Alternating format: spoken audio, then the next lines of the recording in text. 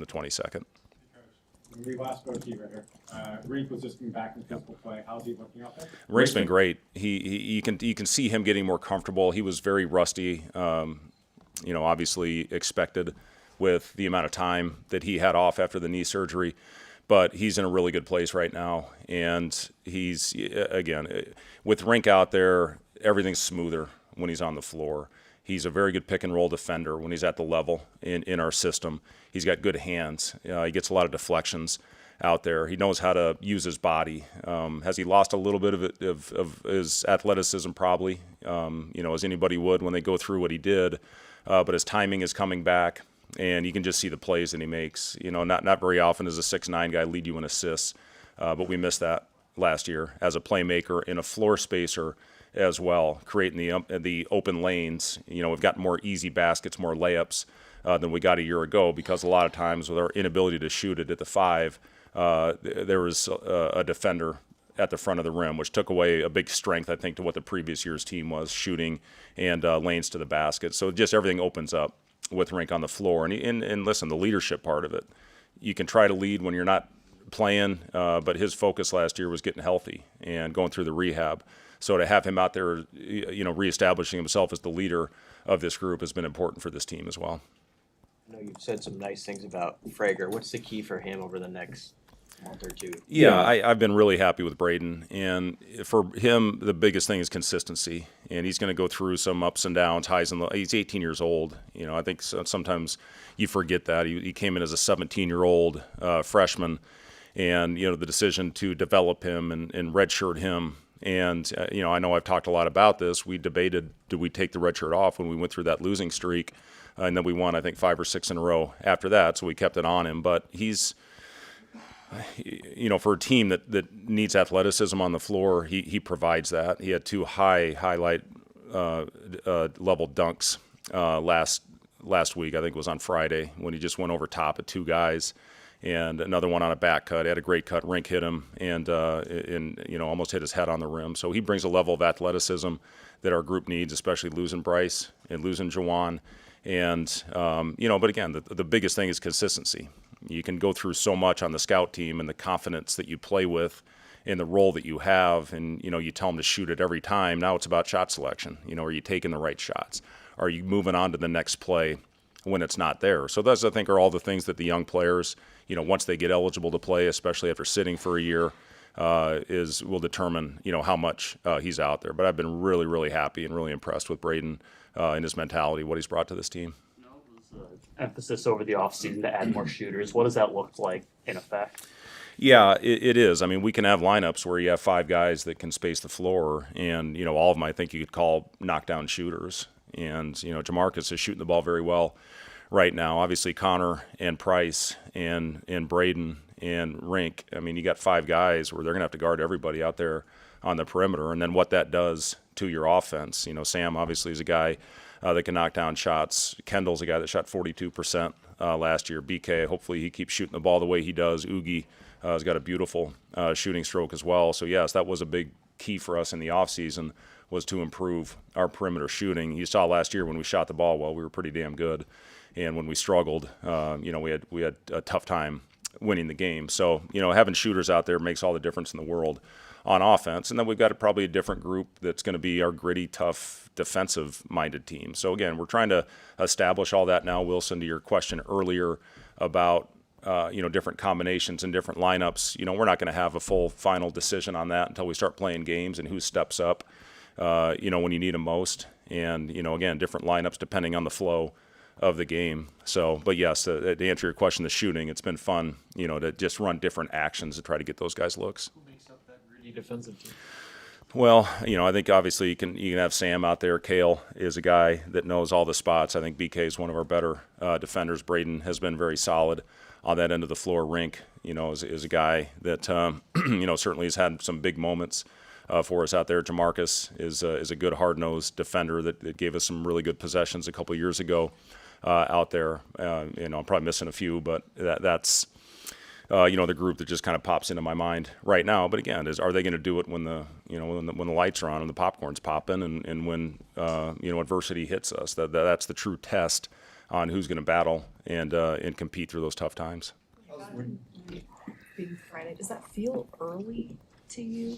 I'm sorry, what do you think? Does it feel like opening night's Friday? Like Yeah. it's the 15th. I don't know what it is, Amy, but as I get older, everything seems like it's going faster. And I mean, this summer just absolutely flew by. And where's Chattel? What do you think? Maybe he can help me answer that question. Sorry, Tom. But yeah, I mean, it seems to go, everything has flown by. I mean, even 8 weeks in the summer, I mean, we blinked, it was over. And, here we are again, and we've got our opening night this week. And it's going to be fun. I'm looking forward to introducing the team and, going out there with Amy and having a great time. Obviously, the weekend and the excitement with what's going on with volleyball and football right now, and Bud Crawford, representing the state and seeing the logo out there after after arguably one of the greatest fights that you can have, that certainly he's had in his career, and it's just a lot of excitement around the program right now, and it's fun to be a part of. So I'm looking forward to getting rolling with this thing and introducing our guys to everybody that comes out, and hopefully giving them something to be proud of, because I know there's a lot of really proud Huskers right now with everything that's going on in the athletic department and in the state. You've had Casey and Bryce the last few years late in the shot clock throughout the summer. Have you seen anyone step up in those late clock isolation situations? I don't know if we're going to have that one guy, to be honest with you. And, I think it's going to be more of, getting the ball to rink at the elbow, letting them make a play, cutting, getting back to more of that, which we were able to do a couple of years ago to hopefully get some easy baskets. But yes, do we have that one guy, Bryce Williams? No, we don't. And, we're looking at different guys. Price can manufacture his own shot. Braden can manufacture his own shot. Jamarcus, can get his own shot up. But this is going to be more of a movement. We have very few stagnant possessions, where we get the ball in one guy's hands and let him go to work and let him operate. And this is going to be more of that type of team that has movement, throughout the possession and hopefully make the right plays. Transition been for Leo and Quentin as freshmen? Yeah, it's an adjustment. There's no doubt about it, as it was for me, as it was for everybody that steps on campus for the first time. Leo missed a pretty good portion of the summer, but had an unbelievable experience and played great on his national team, which was a really good experience for him. Q's athleticism is something that translates to our level. Now it's about, for both those guys, continue to adjust the physicality and the speed and having to play every possession, like it's your last. So, I've been really impressed with both those guys, and, they're going to be good ones. But again, the depth that we have in this team, a lot will be determined yet on who's in the rotation, especially with our freshmen. So, just continuing to develop, and we've got, about 5 weeks, I guess, before we take the court, and, we'll have that figured out by that time. How hard will it be determining rotations with the level of depth? Really hard, Wilson. It's going to be a very difficult job for our staff to figure out who is in the rotation, not only who starts, but more importantly, who's going to finish and who's going to be on the court at the end of the games. And, again, as I said, we're not going to have that figured out by the opener, I don't think. I mean, maybe I hope we will. But, teams go through a lot of different things, once you start competing and playing against other bodies. So, it is, though. I think I've got it figured out a little bit, and then the next day somebody will step up and play great that I thought may not have as big a role, or somebody you think is going to be a staple, may have a week where they don't play as well. So there's still a lot, going on as far as determining who will be in it, but we're statting everything. We stat every practice. We're statting who wins and keeping track of who's winning the most out there, because that stuff matters. We've had guys maybe that haven't put up huge numbers, but they've had a big impact on winning. And, so that all goes into it when we figure out who's going to be out there and who's going to be in the rotation. With Braden's age, which older guys have you seen maybe helping develop that day-to-day consistency? I think a lot of the guys, I think our group is very together. And, I know everybody would probably say that right now before you start playing games. The challenge is, are you going to stay together, once roles change and that type of thing. But, yeah, everybody's been really good. We challenge them every day, to be a great communicating team. And, sometimes we're really good. Sometimes when things get tough, we're not so good. But we had individual goal meetings with each guy last week. We just finished those up on Friday. And in those meetings, we talk about their basketball goals. They talk about their individual goals. We talk about their off-court goals, and we have the whole staff in there, the support staff, Kurt, our strength coach, our trainer, Andrew, our sports scientist, our sports psychiatrist, everybody's our nutritionist, and the whole coaching staff is in there. And our job is to hold those guys accountable for what their goals are and to do everything we can to help them achieve those goals, both collectively as a team and individually. So the one thing they all say is communicate, and we got to stay together. Now the proof is going to be, are we going to do that when things get tough? And it can't be lip service. We can't go in there and, I checked the box. I went through my goal meeting with the staff, and now when things go out there, I don't live up to those standards. So, we've done a lot of those things with this group and culture meetings every week and bringing in speakers and that type of thing. So, it's a matter of now, is that going to carry over, or are we going to do that when times get tough? Matt Will, the player in football, talked about how new facilities and everything around them has helped them be better athletes. I know you're not in season yet, so maybe this is a question for when the season starts. How have you seen the players been able to recover or use the facilities better to practice better in preseason? Yeah, we do talk a lot about winning the recovery days, and we've got we don't have what this facility is quite over here, but we're in the top. I'd put us in the top 5-10% in college athletics for what our facilities are. They're immaculate, and just how. Oh shit. That's a dilemma. What was can you give me the answer on that? Because I usually get up at about 1 for the first time, and I think it has something to do. Anyway, I lost track. Where were we? Oh, facilities. Yeah. So anyway, the facilities are unbelievable. Certainly you can ask Connor and our players about it when they get up here, but they do a really good job of utilizing what we have. And, we've got hot tubs, cold tubs that they're able to use. We've got a sauna that some of them use, especially when they're hurt. We're able to use the pool. Pablo's been very nice to allow us to use the pool for recovery. We've got a great track right there. And, so I'd put our facilities up against anybody. And, again, it's important not only to have them, but are you going to use them? And our guys do a good job of that. What are your thoughts on Connor's photography skills? Connor's photography skills? Be honest. They're awesome, Connor. They're really good. Yeah. Is he a photographer? I see he's got a camera all the time. I know that. No, he shot the game on Saturday. Oh, he did. Yeah. Oh, I'll have to take a look. With Connor, I was going to ask about him as well, but he's one of your more visible players. You talk about player leadership. I guess what's his role been in that, especially with kind of coming back as one of the most veteran players? Yeah, Connor talked a lot about that in his goal meeting. Is being a better leader for our team and being more vocal and helping guys like he's been unbelievable for Braden. And, I'll let Braden talk about their relationship. You see the corny handshake they're doing back there right now. But, those guys are Connor has been very good for Braden in a lot of ways, not only on the court, but probably more importantly, what is meant to him off the court. But he talked a lot about how he really wants to step up his leadership this year, and I'm proud of him. I think he's done a really good job of that going into his 4th year in college. And listen, when you have louder, more vocal players out there with bigger personalities, sometimes you take a back seat to that. But he knows this year, even with Rink coming back, and even with Sam, going into his 5th year now. Kale's a great leader for this team. Other guys as well, but we're going to need Connor to help us lead through tough times. And how you ascend into that over the course of your career and over the course of your life, what he's doing is going to help him. Once he starts with his professional basketball career after whatever it is this year, next year, if they get a 5th year, yet to be determined. But I'm proud of Connor. Coach. All right, thanks. Thanks. We're going to cover them right after that.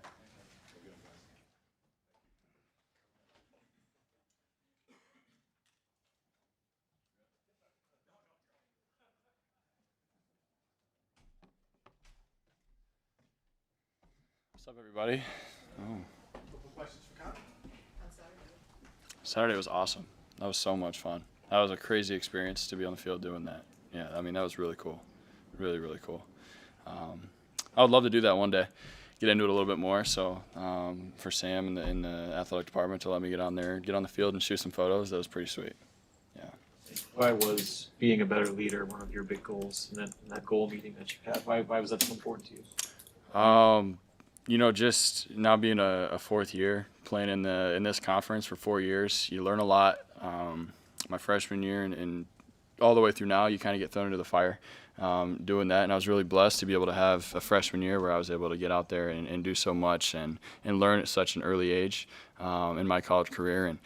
And we have big goals this year, and I'll do anything to make sure we accomplish those. And I feel like having leaders on the team, obviously one of our big mottos is coach-led, player-driven, and to be able to have that drive. And I've been here, this is now my second year here, and just to be able to be a returning guy and know our system, know what we got and what we're about, being a big part of that is something that I feel like can take us to the next level.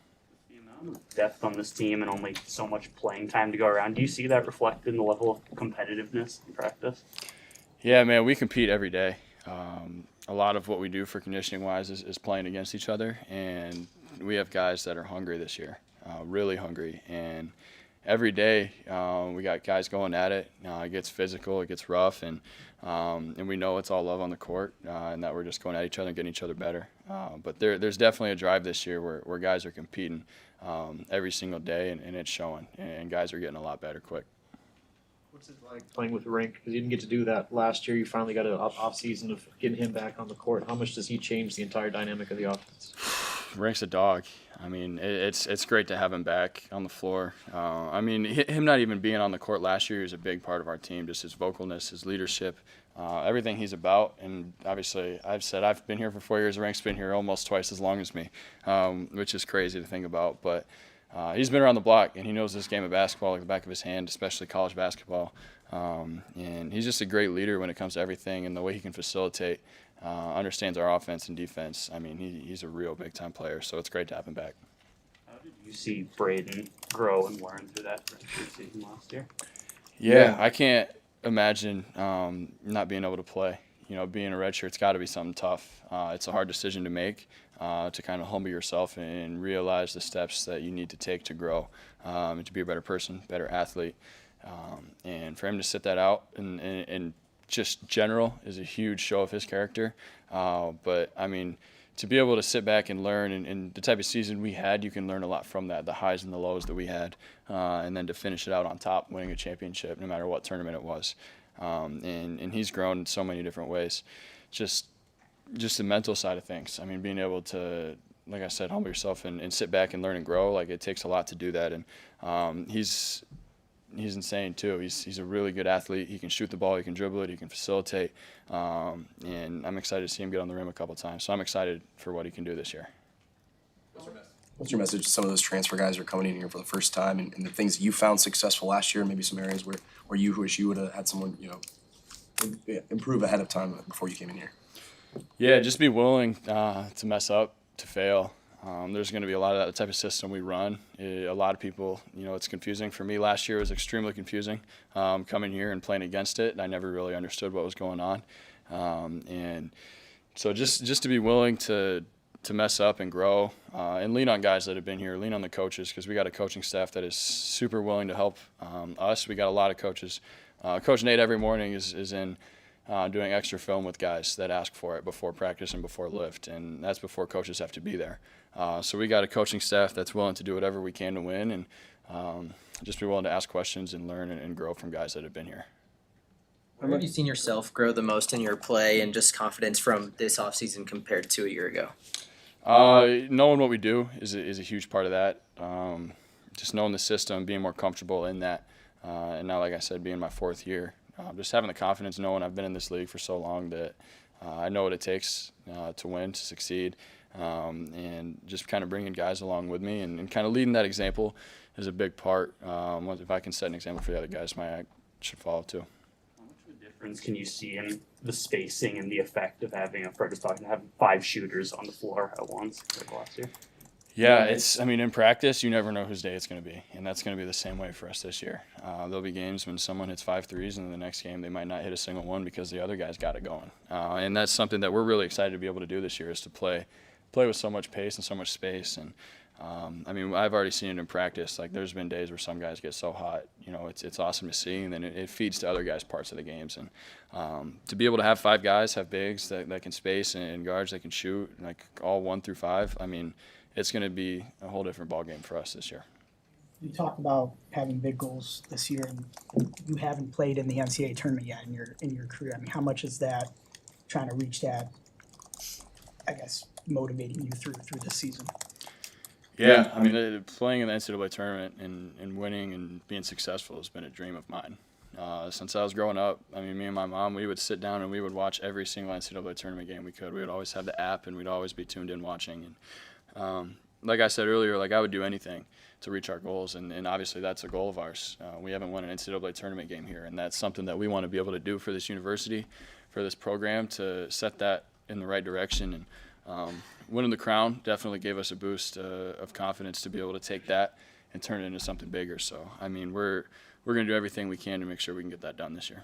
Jamarcus is another guy you haven't got to play with yet, but what have you learned from him, from his time in this program, and maybe just how you guys have grown together on the court so far? Yeah, I love Jamarcus. I'm glad that we got him back in the Husker Red this year. I didn't enjoy playing against him because he was such a good competitor my first 2 years. And the energy he brings every day, the leadership he has, obviously he's a senior now as well. And just being able to grow and something that me and him have grown in a lot is our faith together in the last couple of weeks. And so that's something that can bring people together like no other.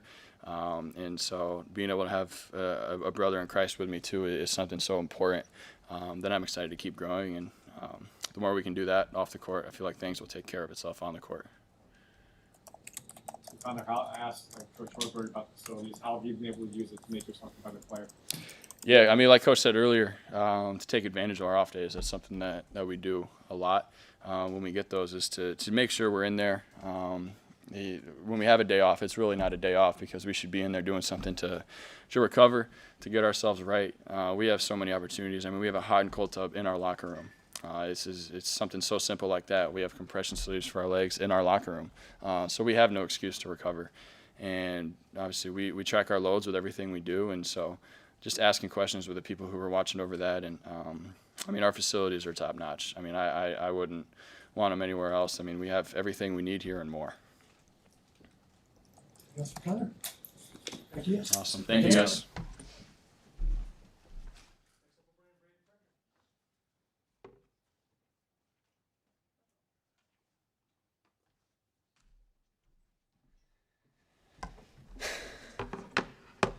Hello, everybody.